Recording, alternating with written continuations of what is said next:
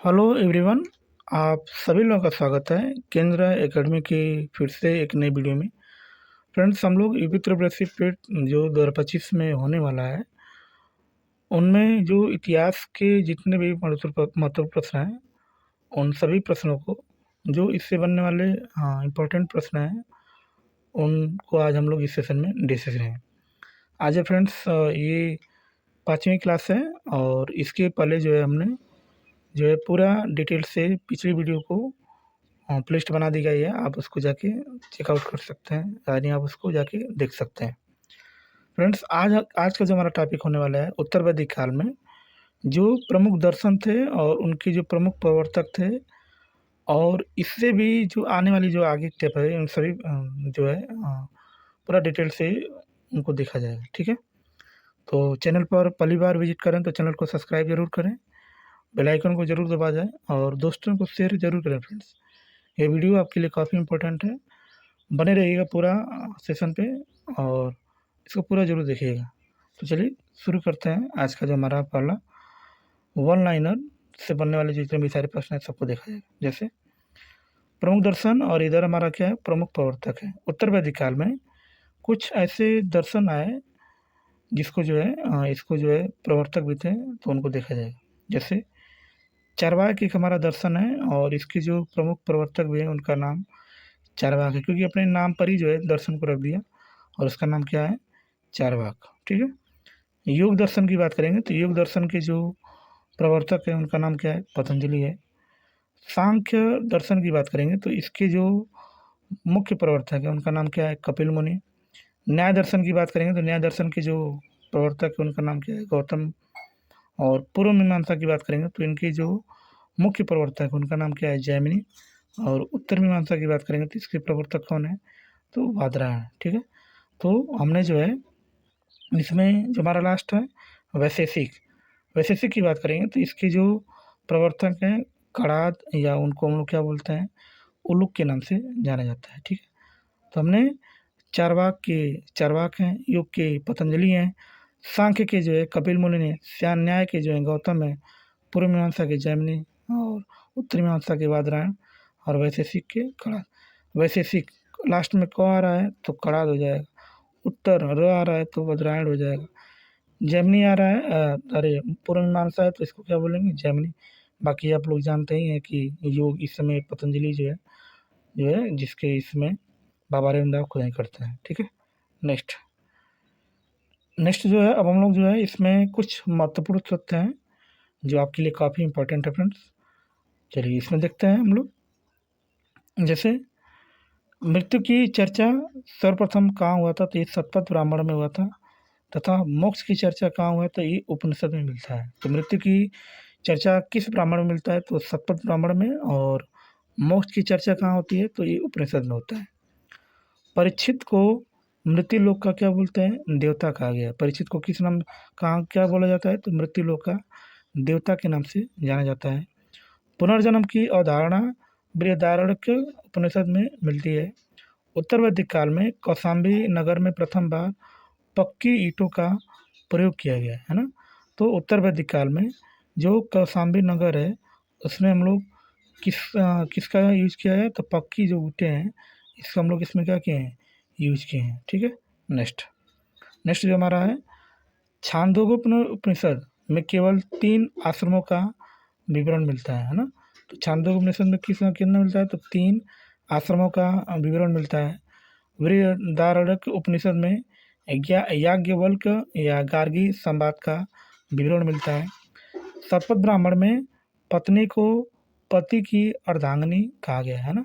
तो शतपथ ब्राह्मण में हम लोग जो है पत्नी को पति का क्या बोला गया है, तो अर्धांगिनी बोला गया है। ठीक है ना। उपनिषद की कुल संख्या कितनी है, तो उपनिषद की जो कुल संख्या है उसका नाम क्या है, तो 108।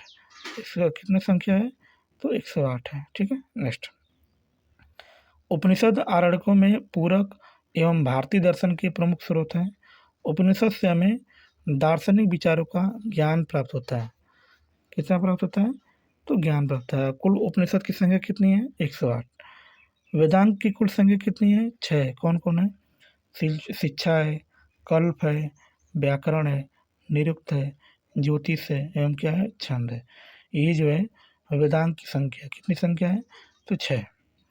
पुराणों की कुल संख्या कितनी है, तो ये 18 है। सबसे पुराना पुराण जो है मत्स्य पुराण है, सबसे पुराना जो पुराण है उसका नाम क्या है, मत्स्य पुराण। और कुल पुराणों की संख्या कितनी है, तो 18 है। प्रत्येक वेद के लिए अलग अलग ब्राह्मण ग्रंथ हैं, प्रत्येक वेद के लिए कितना है, ब्राह्मण ग्रंथ है। ठीक है, नेक्स्ट नेक्स्ट हम लोग देखेंगे भारत का राष्ट्रीय आदर्श वाक्य जो है सत्यमेव जयते जो है 21 उपनिषद से लिया गया है, तो मुंडकोपनिषद से जो है लिया गया है। यम, नचिकेता और उनके बीच 3 वरदान प्राप्त करने की कहानी कठोपनिषद में वर्णित है। निष्काम कर्म सिद्धांत का सर्वप्रथम प्रतिपादन ईशापनिषद में हुआ है। ठीक है, तो फ्रेंड्स ये जो हमारा मतलब कि वेद से जो है, और हमने वेदांग के बारे में जाना, उपनिषद के बारे में जाना, और इसमें जो हमारा प्रमुख प्रवर्तक थे उन सभी के बारे में हमने डिस्कस किया है। ठीक है फ्रेंड्स, आज हमारा जो अब नेक्स्ट जो टॉपिक होने वाला है फ्रेंड्स, इसमें हम लोग जानेंगे बौद्ध धर्म या गौतम बुद्ध जिसके प्रतिपादक हैं उसको हम लोग इस सेशन में डिस्कस करेंगे। जैसे उनकी जीवनी क्या है, उनकी शिक्षाएं कहाँ कहाँ हुई है, उन सभी को हम लोग इस सेशन में डिस्कस करेंगे। ठीक है, चलिए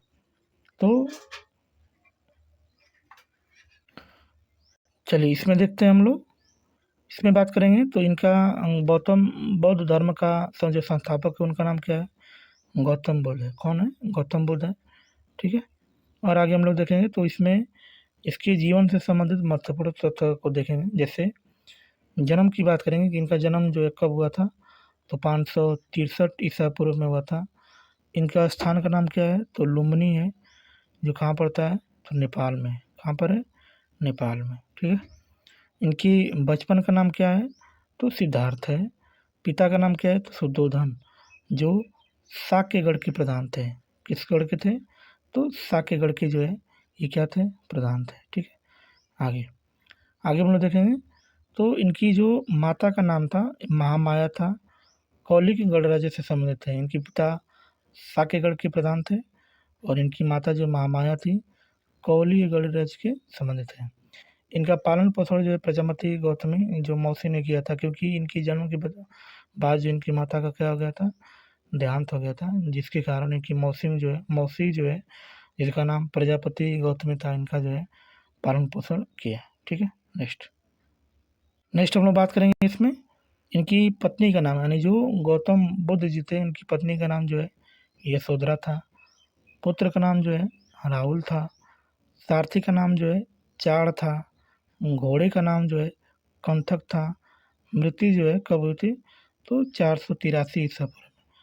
जन्म कब हुआ था, तो 563 ईसा पूर्व में लुम्बिनी में हुआ था। और मृत्यु की बात करेंगे तो 483 ईसा पूर्व में 483 ईसा पूर्व में इनकी मृत्यु हो गई थी। ठीक है, चलिए अब इनसे हम लोग ये तो शॉर्टकट में जो इनका पूरा था कि इनका जन्म कब हुआ था, इनकी माता का नाम क्या था, इनके पिताजी का क्या नाम था, इन सब सारी चीज़ों के बारे में डिस्कस किया। लेकिन अब हम लोग पूरा विस्तार से देखेंगे कि इन्होंने कब जो है घर छोड़ा, चाहे कब ज्ञान प्राप्त किया।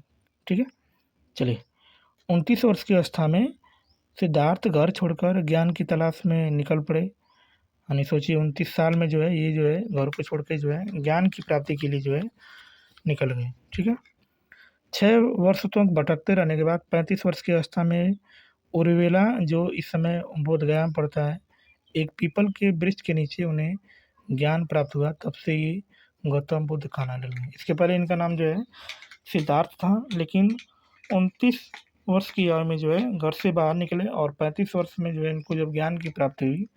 ज्ञान की प्राप्ति कहाँ हुआ, तो पीपल के वृक्ष के नीचे जो उर्वेला, इस समय जो है ये जो है कहाँ पड़ता है, तो बोधगया यानी बिहार में पड़ता है। जब इनको ज्ञान की प्राप्ति होगी तो इनको हम लोग किस नाम से जानते थे, तो गौतम बुद्ध के नाम से जानते थे। ठीक है, ज्ञान प्राप्ति के बाद गौतम बुद्ध सारनाथ, ऋषिपत्तनम या मृगदाव आए। यहाँ पर इन्होंने 5 ब्राह्मण सन्यासियों को प्रथम उपदेश दिया, जिसे बौद्ध धर्मों में धर्म चक्र परिवर्तन के नाम से जाना जाता है। जब इनको ज्ञान की प्राप्ति हो गई तो ये जो है उपदेश देने लगे, और ये जो है सर्वप्रथम जिन ब्राह्मणों को उपदेश दिए उनकी संख्या कितनी थी, 5 थी। और ये जब बौद्ध ग्रंथों में दिए तो इनको जो है धर्म चक्र प्रवर्तन के नाम से जाना जाता है, जब जो है ये उपदेश दिए 5 ब्राह्मणों को सन्यासी थे। ठीक है, नेक्स्ट नेक्स्ट हम लोग जानेंगे। बुद्ध ने सर्वप्रथम तपस्सु एवं भल्लिक नामक 2 शूद्रों के बौद्ध धर्म का अनुयायी बनाया। बुद्ध के राजगृह पहुंचने पर बिम्बिसार ने उसका स्वागत किया और वेणुवन नामक विहार दान में दे दिया था। ठीक है ना, तो ये जब राजगृह पहुंचे तो वहाँ पर जो बिम्बिसार थे इनका बहुत स्वागत किया और इन्हीं से इनमें जो है ये जो है वेणुवन नामक जो विहार था उनको दान में दे दिया था। ज्ञान प्राप्ति के 8वें वर्ष वैशाली के लिच्छियू ने बुद्ध को वैशाली में आमंत्रित किया और कुटाग्रशाला नामक विहार दान में दिया था। ठीक है, अपने शिष्य आनंद के रहने पर बुद्ध ने वैशाली के महिलाओं को संघ में प्रवेश की अनुमति जो है प्रदान की इन्होंने।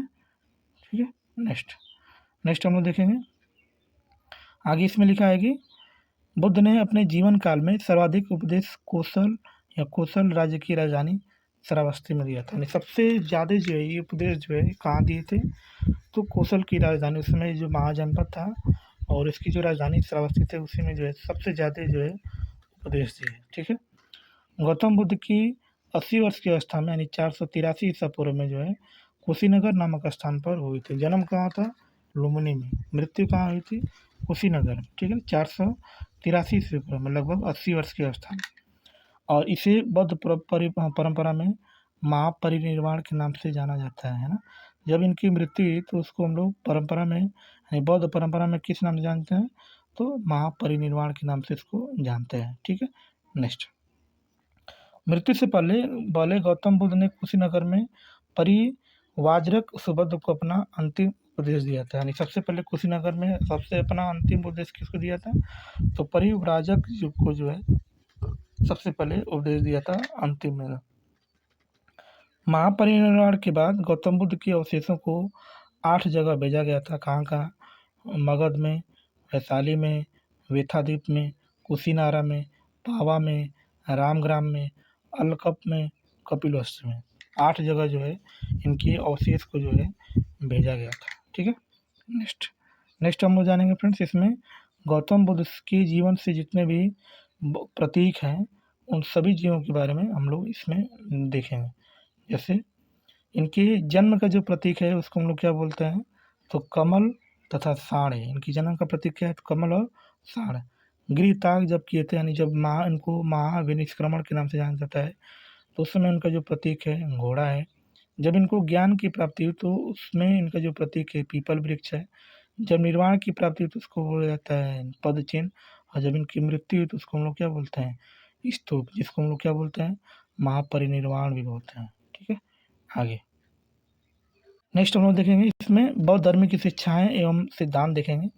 बुद्ध ने प्रतितत्व संबोधन को पूरे विश्व में लागू किया, जिसके अनुसार एक वस्तु के नष्ट होने के पश्चात दूसरे की उत्पत्ति होती है। बुद्ध ने अपने उपदेश पाली भाषा में दिए थे। यानी सबसे बुद्ध ने जो अपना जिस भाषा का प्रयोग किया था, भाषा मतलब वो उपदेश जैसे समय उनकी भाषा कौन थी, तो पाली थी। गौतम बुद्ध ने 4 आर्य सत्य दिए थे। कौन कौन, दुख है, दुख समुदाय है, दुख निरोध है, दुख निरोधगामिनी प्रतिपदा है। ठीक है ना, ये इनका जो है 4 आर्य सत्य है। ठीक है, नेक्स्ट की बात करेंगे हम लोग। तो चलिए आगे देखते हैं। गौतम बुद्ध ने दुख की निवृत्ति के लिए अष्टांगिक मार्ग बताए थे, जो कि निम्नलिखित है। कौन कौन है, तो सम्यक दृष्टि, सम्यक संकल्प, सम्यक वाणी, सम्यक कर्मांत, सम्यक आजीव, सम्यक व्यायाम, सम्यक स्मृति, सम्यक समाधि। ये जो है अष्टांगिक मार्ग है। ठीक है, दुख को उपाय करने के लिए। ठीक है, नेक्स्ट। अष्टांगिक मार्ग को भिक्षुओं का कल्याण मित्र कहा गया है। बुद्ध के अनुसार अष्टांगिक मार्गों का पालन करने के उपरांत मनुष्य की भौतिक तृष्णा नष्ट हो जाती है और उसे निर्वाण की प्राप्ति होती है। बौद्ध धर्म के 3 रत्न निम्न है। कौन कौन है, तो बुद्ध है, धम्म है और संघ है। ये 3 जो है इसके क्या है, त्रिरत्न है। बौद्ध साहित्य के त्रिपिटक की बात करेंगे तो सुत्त पिटक, विनय पिटक और अभिधम्म पिटक, ये जो है बौद्ध धर्म के जो है 3 पिटक हैं। ठीक है, नेक्स्ट की बात करेंगे हम लोग। तो बौद्ध धर्म में निर्वाण प्राप्ति के लिए सदाचार तथा नैतिक जीवन पर अत्यधिक बल दिया गया। 10 शीलों को नैतिक जीवन का आधार माना गया। ये 10 शील निम्नलिखित में कौन-कौन है? सत्य, अहिंसा, अस्तेय, अपरिग्रह, मद्य सेवन न करना, असमय भोजन न करना, सुखप्रद बिस्तर पर न सोना, आभूषणों का जो त्याग, स्त्रियों से दूर रहना, व्यभिचार आदि से दूर रहना। ठीक है, ये जो है इनकी 10 शील जो है निम्नवत है। ठीक है, आगे आगे हम लोग देखेंगे। तो ये जो इनमें से गृहस्थों के लिए 5 शील तथा भिक्षुओं के लिए 10 संपूर्ण 10 शीलों का पालन करना अनिवार्य था।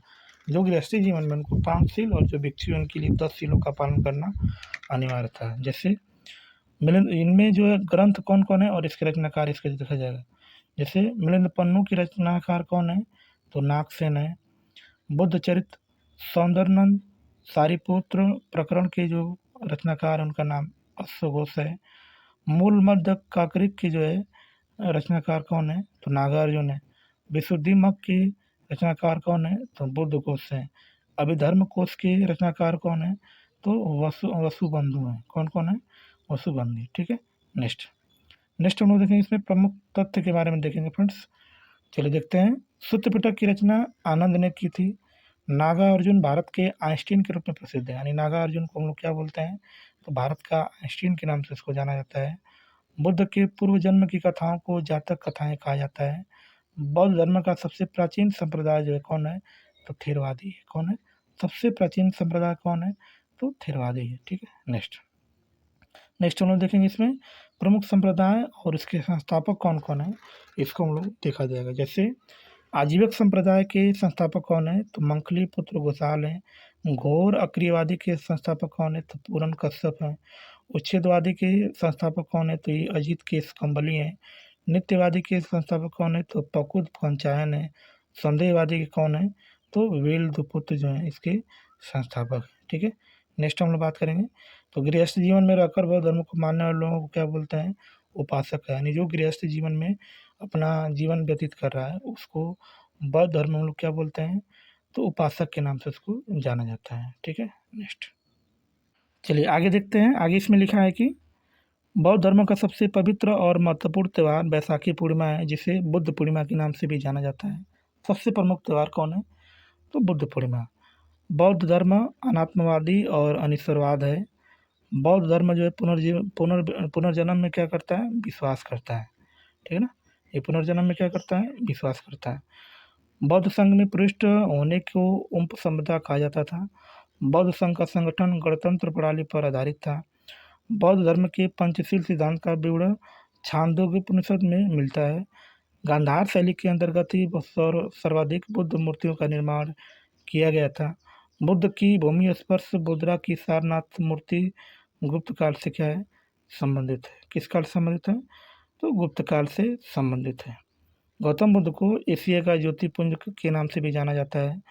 गौतम बुद्ध के जीवन पर एडविन आर्नल्ड ने जो है लाइट ऑफ एशिया नामक पुस्तक की रचना की। यानी लाइट ऑफ एशिया में किनका वर्णन है? तो ये गौतम बुद्ध का ही वर्णन है। ठीक है ना, मैत्रेय को बौद्ध परंपरा में भावी बुद्ध कहा गया है। ठीक है, चलिए अब लोग फ्रेंड्स जो है इसमें जो बौद्ध संगतियाँ होती, कहाँ कहाँ बौद्ध संगतियाँ होती, किसके शासनकाल में हुआ था, इसके कौन अध्यक्ष थे, इसकी समय अवधि क्या है, इन सबको देखेंगे। चलिए तो देखते हैं। पहले प्रथम बौद्ध संगति की बात करेंगे तो इनकी जो समय अवधि है 483 ईसा पूर्व। स्थान कहाँ हुआ था? तो राजगीर में। शासनकाल किसका था? तो अजातशत्रु का। अध्यक्ष कौन थे? तो महाकश्यप थे। द्वितीय की बात करेंगे तो 383 ईसा पूर्व में। स्थान कहाँ है? तो वैशाली। शासनकाल की बात करेंगे तो कालाशोक है। इसके अध्यक्ष कौन है? तो सभा कमीर या सुबुकामी जिसको कहा जाता है। तृतीय की बात करेंगे तो 250 ईसा पूर्व में। ये कहाँ हुआ था? तो पाटलिपुत्र में हुआ था। शासनकाल कहाँ है? तो अशोक में है। और इसके अध्यक्ष कौन है? तो मुगलीपुत्र तीसरे हैं। चतुर्थ की बात करेंगे तो प्रथम शताब्दी में हुआ था और ये कहाँ हुआ था? तो कुंडल और कश्मीर में हुआ था। और इसके शासनकाल की बात करेंगे तो कनिष्क का शासनकाल था और इसके जो अध्यक्ष थे कौन थे? तो वसुमित्र थे। कौन थे? वसुमित्र। ठीक है, तो फ्रेंड्स आज के लिए इतना ही। मिलते हैं नेक्स्ट क्लास में। चैनल पर पहली बार विजिट करें तो चैनल को सब्सक्राइब जरूर करें, बेल आइकन को दबाएं और अपने दोस्तों को शेयर करें। नेक्स्ट वीडियो में हम लोग देखेंगे इससे जो हमारा बौद्ध ग्रंथ है कंप्लीट हो गया है। अब हम लोग जो है जैन धर्म के बारे में देखेंगे। जैन धर्म से बनने वाले प्रश्नों को देखेंगे फ्रेंड्स, पूरा डिटेल से देखेंगे। मिलते हैं नेक्स्ट क्लास में, तब तक के लिए बाय और जय हिंद फ्रेंड्स।